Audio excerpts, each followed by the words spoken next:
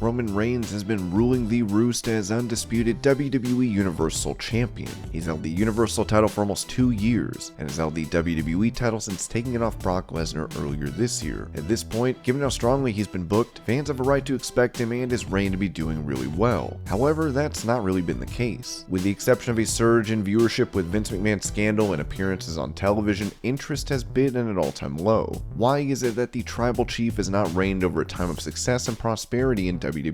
This is Wrestling Up, and here's why Roman Reigns has not been successful as a double champion.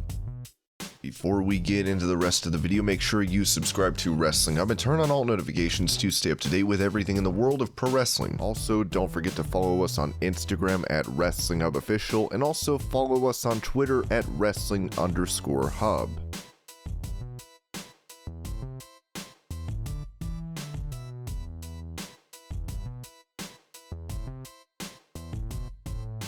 There are only a few champions who have held the title longer than Roman Reigns, and they were all holding the titles in the 1980s or even further back. Pedro Morales' reign was 1,027 days, Hulk Hogan's was 1,474, Bob Backlund's was 2,135, and Bruno Sammartino's reigns of 1,237 days and 2,803 days remain apparently untouchable. Reigns has been on a roll, but many of the stories that are being told right now have been told before, and it seems more like fans getting tired waiting for him to lose it, while he still seems to be overcoming every obstacle. Very simply, it's not good TV for Reigns to be doing what Reigns is doing. It would be boring for anyone to be watching him, and it's time that something newer was introduced, or the way they were portraying Reigns was changed completely. Fans need to cheer for a champion at some point, and Reigns being who he is has prevented that from happening.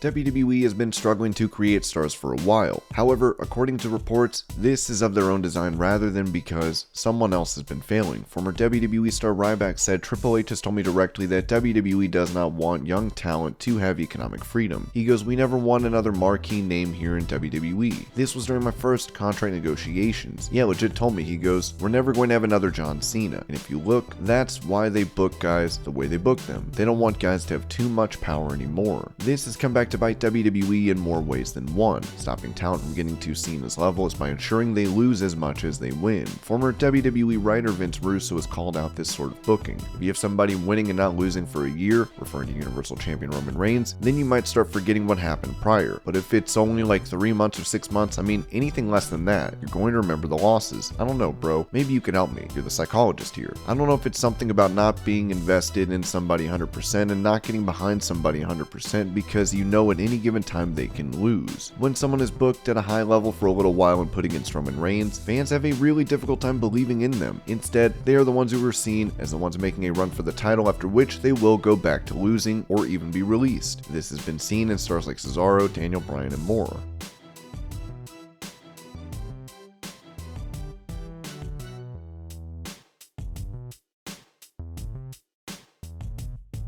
Ever since debuting on the main roster as a member of The Shield, other than time away due to injury, one suspension, his fight against cancer, and taking time away at the start of the pandemic, Reigns has been consistent on television for the last 9 years. Other than a few runs with the tag titles and the US belt, Reigns has been out there competing for world championships. That's a long time to be in front of a crowd, especially one that hates your guts. After being pushed way too soon in the main event scene, Reigns had each of his faults dissected and taken apart by the WWE Universe, who at the time wanted to see someone like Daniel Bryan succeed. Unfortunately, while Bryan would get his crowning moment, Reigns would suffer the ire of wrestling fans. His early days and even later years as a babyface were marked by the complete disdain fans had for him, his matches getting booed, and him being called boring. He was also not helped by the fact that for a large part of the time he was competing against Brock Lesnar, a champion who was not spending most of his time on WWE, as a result of which there was no title on television for months on end. However, after turning heel, fans have a reason to boo. Unfortunately, he has been spending less time on programming, which is not good, as fans have started to look at him like they looked at Lesnar.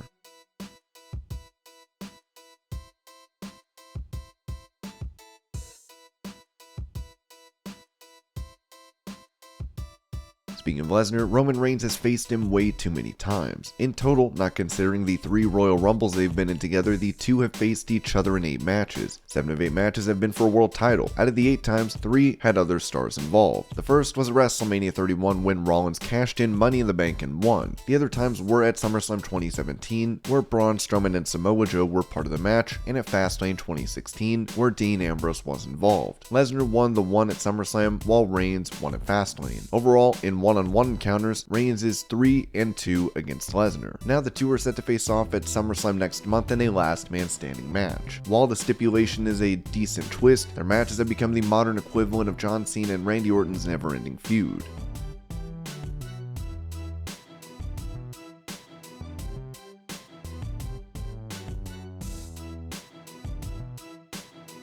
There was a time when Roman holding the WWE title was one of the best things about TV. Now fans seem eager for him to drop the belt. It was towards the beginning of his title reign when WWE seemed intent to tell good stories for him with every opponent. The best wrestling feud of the last 3 years remains the one Reigns had against Jey Uso while establishing his tribal chief character. Jimmy Uso had been injured, Jey had been left with nothing to do and was still friendly with Reigns. He challenged his cousin for the title but could not be prepared for what came. Instead of a competitive friendly feud, Reigns held nothing back to ensure he would beat Jey. From the moment it started, it was personal and it was clear Reigns was not messing around and he was here to be champion. His insistence of having Jey bow before him and call him his tribal chief came to a head when Jey was forced to quit inside Hell in a Cell, when Reigns held the injured Jimmy Uso in a guillotine. Since then, the two have joined him, and the story of how they joined along with the initial reluctance as well as Reigns' feud with Kevin Owens were all enjoyable. Unfortunately, since then it has been one feud after another, none of which mean anything. They have started to melt together in memory. It's time WWE found a new story for him that separated itself from the rest of his feuds.